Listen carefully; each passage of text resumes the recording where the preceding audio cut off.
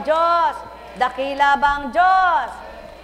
Sabi nga, kung magkaminsan, patpati na, butot balat na, sa isang iglap na gustuhin mabuhay, nasindak na gitlapat, nakita ng kapwa niya, aba, buhay ka pa pala, kala ko patay ka na.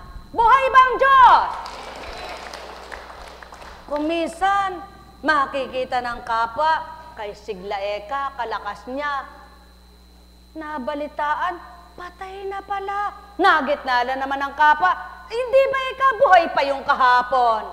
Patuto lamang ng Ama, ang buhay, walang nakakaalam kung kailan. Kaya halina kayo, pakinggan siya, sundin siya, sumunod sa kanya, damhin siya, lagi kayong ihahanda niya. Ang may pandinig ay nakarinig. Buhay ba ang Diyos? Tapat ba ang Diyos? Totoo ba ang Diyos?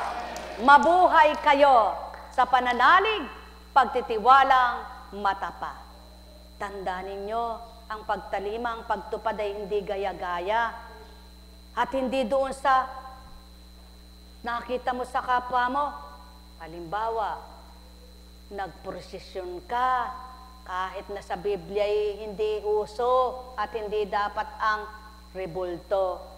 Wala pa naman ang panahon ng Kristo nang tinuran yan sa unang tipan ni Moises, di ba ga? Ngunit, napakatibay ng iyong pananalig at pananampalataya, sumama ka sa kanyang rebulto. Kahit na nararamdaman mo'y ganito, hindi sa pilitan nakiisa ka. Hindi sa pilitan sumama ka. Hindi sa pilitan dahil gusto mong magsakripisyo, may hinihiling ka.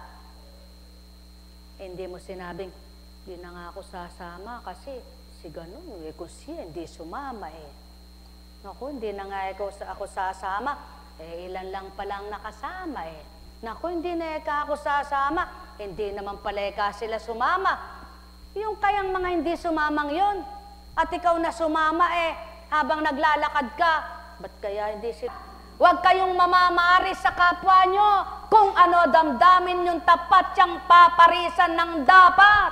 At yun ang gagantihang marapat kung ano ang iyong kabutihan, siyang iyong gantimpalang mainam. Buhay ba nga ma?